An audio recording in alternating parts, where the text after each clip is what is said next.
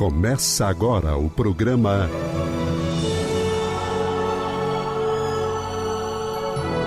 O Livro dos Espíritos em Nossa Vida.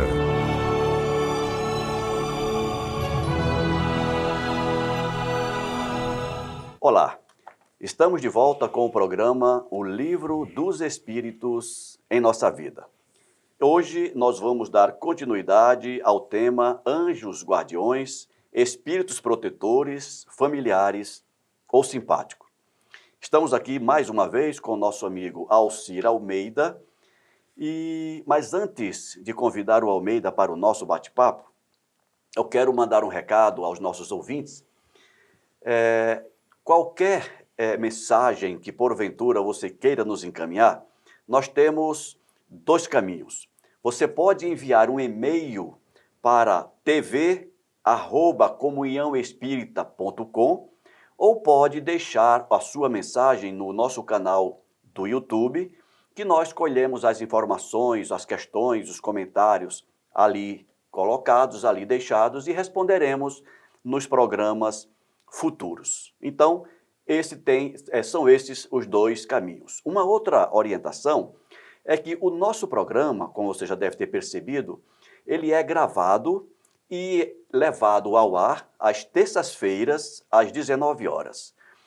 Por que eu estou falando isso?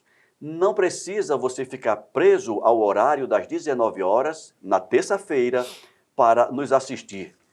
Uma vez que ele é disponibilizado no YouTube, você pode nos acompanhar de acordo com a sua disponibilidade de tempo, de acordo com o melhor horário para você assistir, ok?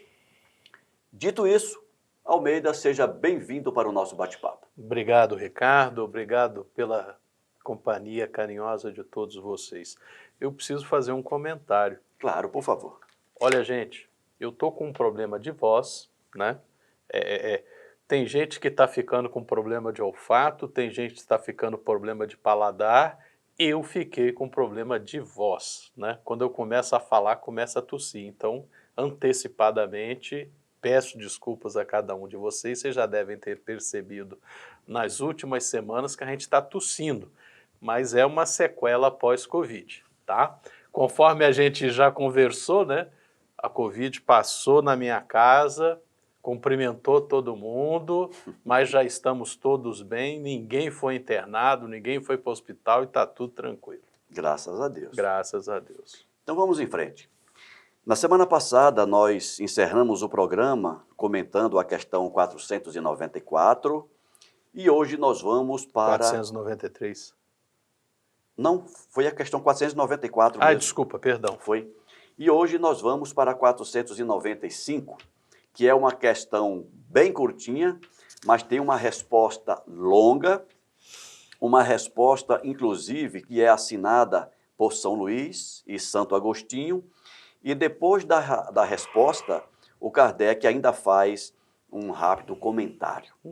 Então, e nós vamos fazer, como fizemos desde outras vezes, com questões longas desse jeito, Almeida. Eu vou lendo e você vai interrompendo e fazendo os comentários que julgar necessário. Ok? Isso. Então vamos lá. Na questão 495, o Kardec fez a seguinte pergunta. O espírito protetor abandona algumas vezes o seu protegido quando este é rebelde aos seus conselhos? É interessante essa pergunta, né? Antes mesmo da gente começar a ler a resposta, porque é uma relação paternal, né? Mesmo que eu tenha uma mentora, né, e não um mentor, existe esse alinhamento, esse amor filial envolvido. E é como ter um filho adulto, né? Então, o mentor, a mentora, quando nessa relação, o maduro é o mentor. Ele que é de uma ordem mais elevada. E quando o tutelado, né, é rebelde, o mentor não abandona. A mentora não abandona, não esquece, não larga. Assumiu como missão. Mas a gente tem que compreender as coisas. como é que aquelas coisas funcionam. É uma relação também energética, né? Quando nós somos rebeldes, nós estamos vibrando na faixa de frequência da rebeldia. Então, naturalmente, a gente não está mais em sintonia com o mentor. Por mais que o mentor vibre, por mais que o mentor fale, e ainda que ele gritasse, nós não ouviríamos, nós não perceberíamos, nós não sentiríamos vibratoriamente, né? Isso posto, o mentor se coloca numa situação de complacência, né? Ele atua complacentemente. Ele simplesmente continua vibrando, tentando se aproximar, tentando orientar, tentando iluminar esse espírito rebelde, mas ele respeita o livre-arbítrio, né? E nós podemos interpretar essa falta de sintonia como um afastamento, né? Como temos lá no André Luiz, no livro Nosso Lar, no primeiro capítulo, ele fica alguns anos no umbral, embora visitado pela mãe, ele nunca registra a presença dela, né? Ou seja, para ele ela não estava ali, para ele ela estava afastada, mas ela nunca se esqueceu dele. Ela se sentia próxima a ele, queria estar interagindo com ele, mas para ele é como se ela estivesse do outro lado do universo, né? Só para a gente começar a conversar. Excelente, e é bom que se pense nisso. Eu já ouvi algumas vezes, você também já deve ter ouvido, você que nos acompanha já deve ter ouvido comentários do tipo: Deus esqueceu de mim. Como é que pode que as coisas aconteçam dessa maneira comigo? E Só acontece comigo. só acontece comigo. Desculpa. E é bom esse comentário inicial que você fez, para que a gente não esqueça, caso você não tenha visto os programas anteriores, nos visite lá no YouTube, quando nós comentamos repetidamente a importância da frequência vibratória, da aproximação vibratória que é necessária entre orientando e orientador. Nós, encarnados, digamos que eu queira acompanhar o Almeida em suas tribulações diárias. Eu tenho como chegar para o Almeida, bater no seu ombro, pegar a sua mão e dizer: Almeida, acorda, estou aqui, me ouve. No mundo físico a gente pode fazer isso. No mundo físico a gente pode fazer isso. No mundo físico a gente tem a oportunidade de ver Divaldo. Pois Se quiser, vai lá em Salvador, você pode até dar um abraço no Divaldo. Durante anos tivemos a possibilidade de conviver com Chico. Mas do ponto de vista espiritual, essa possibilidade não tem. Então, o contato, ele se dá pela frequência vibratória. Então, se eu quiser estar perto do Almeida, eu pego o meu carro, vou até a casa dele e estou junto do Almeida. Do ponto de vista espiritual, não. Se eu quiser estar próximo do meu mentor, do meu anjo de guarda, eu não tenho como pegar um carro e ir até ele. Eu tenho que mudar a minha frequência, observar meus pensamentos, minhas atitudes, meus comportamentos. Esse é o carro que me leva para perto do meu orientador. É o elevador que me ascende até a proximidade dele. O elevador é melhor do que o carro, realmente. Então, é nesse sentido. Você foi muito feliz nessas suas considerações iniciais, Almeida, e agora vamos para a leitura da resposta que foi dada para o Kardec. E vou repetir a pergunta. O espírito protetor abandona algumas vezes seu protegido quando este é rebelde aos seus conselhos? Resposta. Ele se afasta quando vê seus conselhos inúteis e que a vontade de sofrer a influência dos espíritos inferiores é mais forte. Todavia, não o abandona completamente e se faz sempre ouvir sendo então o homem que fecha os ouvidos. Ele retorna desde que chamado. Então, o exemplo, a lembrança que você teve do André Luiz, perfeito. No momento em que ele lembrou-se de clamar a Deus, juntar as mãozinhas e pedir ajuda, Como diz outro, mãozinha junto e joelho no chão? exatamente, a ajuda chegou. Continuando. É uma doutrina que deveria converter os mais incrédulos pelo seu encanto e pela sua doçura, a dos anjos guardiões. Pensar que se tem sempre perto de si seres que vos são superiores, que estão sempre aí para vos aconselhar, vos sustentar, vos ajudar a escalar as ásperas montanhas do bem, que são os amigos mais seguros e mais devotados do que as mais íntimas ligações que se possa contrair sobre esta terra, não é uma ideia bem consoladora? Esses seres aí estão por ordem de Deus. Ele os colocou junto de vós e aí estão, por seu amor, cumprindo uma bela, mas penosa missão. Sim, onde estejais, ele estará convosco.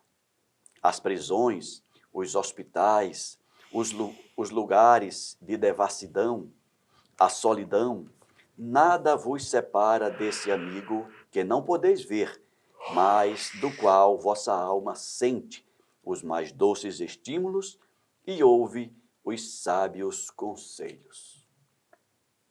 É aquela coisa, né? E o exemplo do André é exemplar. Eu ia falar paradigmático, mas É exemplar. é exemplar. E o que acontece, gente? O mentor, o anjo guardião, ele não abandona, né? Nós, para usar a imagem que foi usada aqui por Agostinho e São Luís, nós é que fechamos os ouvidos e os olhos à presença deles, né? Por vezes, a gente acredita que basta fazer uma oração, né? Mas não basta fazer aquela oração da boca para fora, se o coração não acompanha, né? Se a nossa atitude interior não é transformada, essa oração são palavras lançadas ao vento, né? E é disso que essa questão vai falar o tempo todo, essa resposta vai bordejar em volta dessa ideia central. É uma relação, como você bem lembrou, orientando-orientador, que, para que ocorra, ela tem que ocorrer na mesma faixa tonal, na mesma vibração. E, por mais que se esforce o orientador, o guardião, para baixar e chegar ao nível do orientando, maior é o esforço do orientando para se manter no nível do orientador, para ouvir, para enxergar a sabedoria do que lhe é intuído.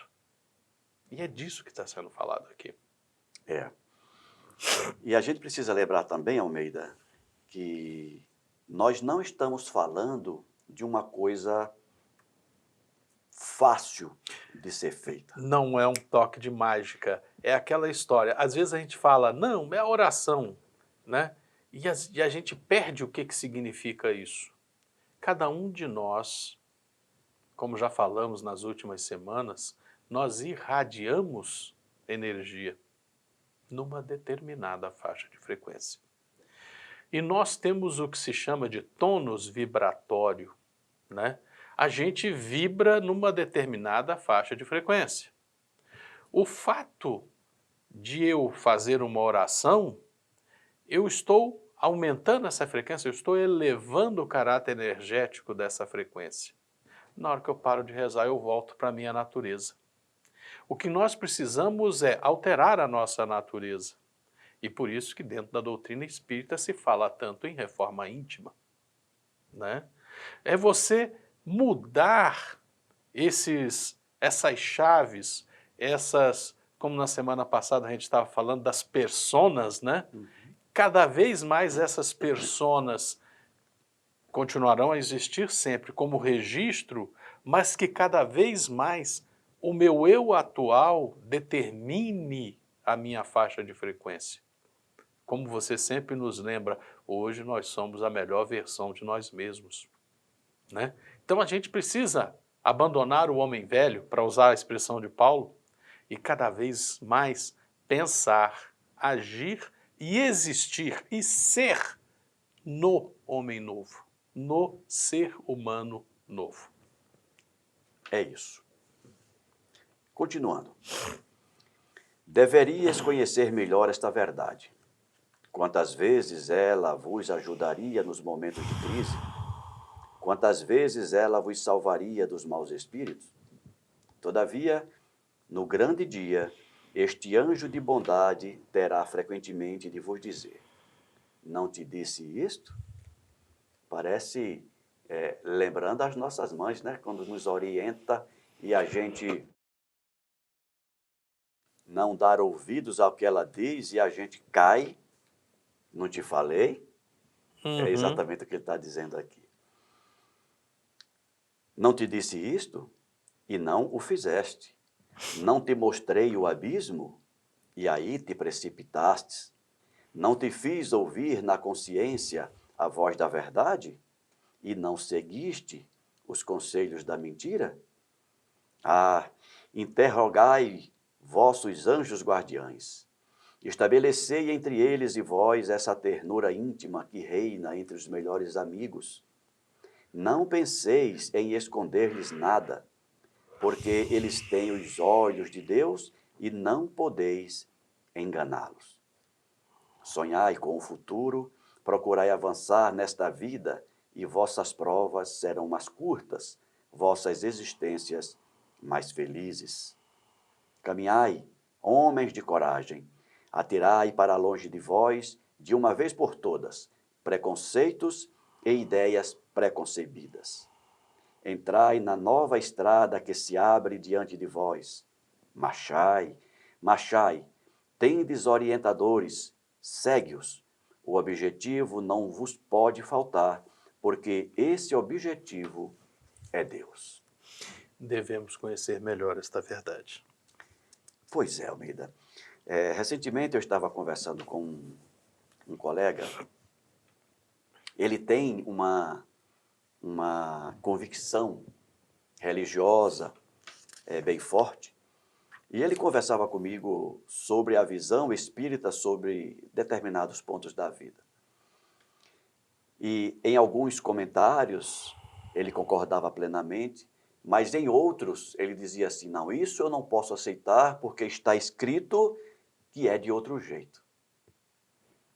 E aí eu lembro de Kardec, da introdução do livro na introdução do Evangelho, lembro do Kardec nas revistas espíritas, em algumas edições, que eu não lembro agora, quando ele ressalta aos espíritas: não temos o direito de confundir a crença de ninguém.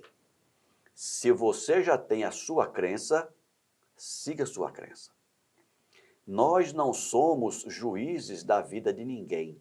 Nós não temos o direito, nem o poder, muito menos o dever, de querer redirecionar abruptamente a vida de ninguém. Esse poder só nós temos de redirecionar a nossa vida. Alguém já disse, não lembro quem, que o homem acredita naquilo que quer ou naquilo que pode acreditar. Então nós precisamos dar o direito a todos de acreditar naquilo que pode. As revelações espíritas, elas são de uma profundidade muito grande nos nossos conceitos filosóficos. Então, mudar a maneira de ver de uma pessoa é tarefa que só compete a ela mesma. Então, o máximo que eu posso fazer contigo é te mostrar a forma como eu vejo a vida. Se você vai ver da mesma maneira que eu, é papel que só você pode redirecionar a tua lente, a tua percepção, né? Então, quando nós lemos um texto como esse e achamos maravilhoso, é porque ele vem ao encontro da nossa cosmovisão, da nossa perspectiva, da maneira como nós enxergamos a realidade. Mas muito provavelmente, outrem que nos ouça, que leia esse texto, pode colocar isso aqui em dúvidas e dizer, não vejo dessa maneira. Eu acho que é de outro jeito. E o que é que a gente tem que fazer? Calar diante dessa convicção contrária e deixar que essa pessoa siga a sua convicção até que a vida lhe mostre um caminho diferente. Não tem outra coisa a fazer. O processo pedagógico divino parte desse pressuposto. Cada um, dentro das suas possibilidades, dentro daquilo que adquiriu, vai marchar, vai caminhar, até chegar no melhor ponto. E essa caminhada, se a gente tiver uma visão dessa caminhada, e nesse caminho estando a humanidade, nós não vamos ver a humanidade num bloco único caminhando nesse caminho. Você vai enxergar a escada de Jacó. É a escada de Jacó. Se for um caminho, você vai ver gente lá na frente caminhando, vai ver gente mais para trás, vai ver gente lá no fim da fila, vai ver gente parando na beira do caminho e sentando um pouco, vai ver gente tentando dar um trote, caminhar um pouco mais rápido, vai ter gente dizendo, para que correr tanto, vamos devagar. O próprio Cristo já falava disso, né? E É assim, que eu lembro da expressão da escada de Jacó, que é um trecho que está em Êxodo. Êxodo? Não, perdão. Gênesis, né? A escada de Jacó. O Jacó estava caminhando numa região deserta, ele anoiteceu, a única coisa que ele tinha era uma pedra. Ele usou a pedra como travesseiro, deitou no chão e foi dormir, e teve um sonho naquele local. E nesse sonho ele viu uma escada que unia a terra até o trono do divino, até os céus, né? E nessa escada as pessoas caminhavam, cada uma no seu ritmo. Essa descrição que você fez é perfeita, alguns parando de cansaço da caminhada, mas todo mundo subindo, e os anjos do Senhor vindo, uns descendo e uns subindo, transmitindo as mensagens do Pai para a humanidade na Terra, né? é isso. É um texto maravilhoso, está lá em Gênesis, né? A sabedoria multimilenar que você acabou de descrever com outras palavras. É isso. Continuando a resposta. Àqueles que pensem ser impossível aos espíritos verdadeiramente elevados se sujeitarem a uma tarefa tão laboriosa e de todos os instantes, diremos que influenciamos vossas almas estando a vários milhões de léguas de vós. Para nós, o espaço não é nada, e vivendo em outro mundo, nossos espíritos conservam sua ligação com o vosso. Pai, merece, né? Uhum. Olha, quando você estava descrevendo, não, mas eu estou no mundo do material, eu posso visitar o Almeida, eu pego o carro e vou lá na casa dele, né? Na esfera espiritual é outra coisa. O que determina a distância ou a proximidade é esse tônus vibratório, essa faixa vibratória em que os espíritos vibram, né? Ninguém vibra exatamente na mesma faixa frequência de outrem, mas a proximidade, quanto mais próximo essa faixa de frequência, mais próximo estão de trocar ideias, de conversar, de dialogar, de influenciar e de ser influenciado, né? De magnetizar e de ser magnetizado, né? Quando você está na mesma faixa de frequência, não existe distância, está próximo. Quando Jesus nos fala, quem vê a mim vê o Pai. Por quê? Porque, para a nossa percepção, a diferença da faixa de frequência do Cristo e do divino, a gente não é capaz de diferenciar, porque a gente é muito pequenininho, a gente está numa faixa vibratória muito inferior. O máximo que a gente consegue perceber de perfeição, que para nós seria a referência do divino, é o Cristo. É Né? o máximo que a gente consegue. É o máximo que a gente consegue enxergar, não é vibrar. Né? Se para vibrar, a gente estaria lá junto com ele. Exato. Né? Estaria lá junto com ele, estaria com ele juntos. Não precisa do lá. Não precisa do lá. Porque ele está cá. É, porque ele está em qualquer lugar, inclusive aqui. Exatamente. E, aliás, é por isso que ele disse, toda vez que se reunir dois e falarem meu nome, Lá eu estarei. lá estará também. Por causa disso, porque é uma questão vibratória, não é uma questão geográfica. Exatamente. E é interessante, Almeida, como o avançar da ciência e da técnica, de certa forma, vai nos mostrando isso. Há pouco tempo atrás, 30, 40 anos atrás, falar com alguém que estivesse além mar Meu pai, seria uma dificuldade.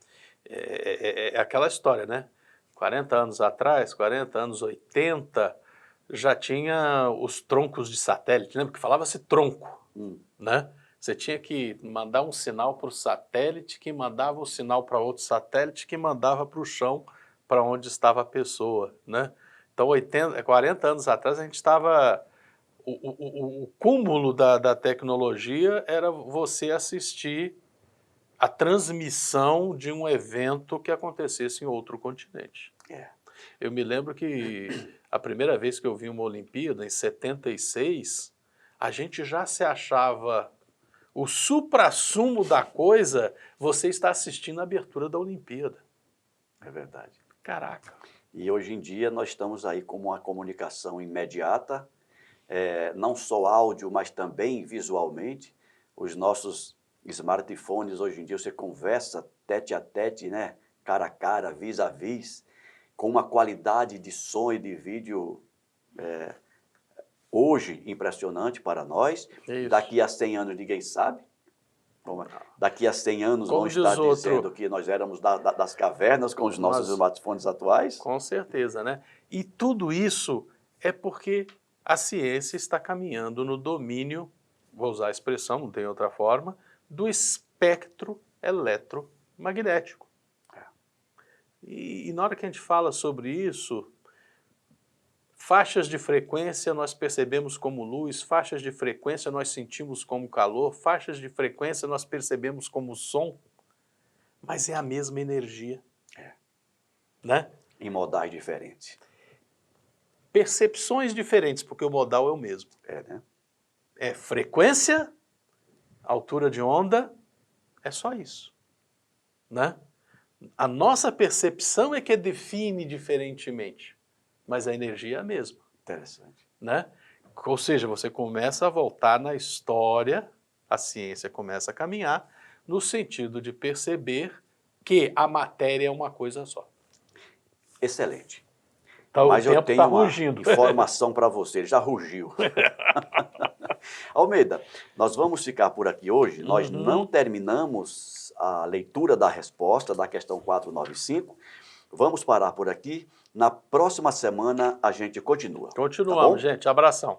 Grande abraço a todos, voltamos na próxima semana, dando continuidade à leitura da resposta da questão 495. Grande abraço.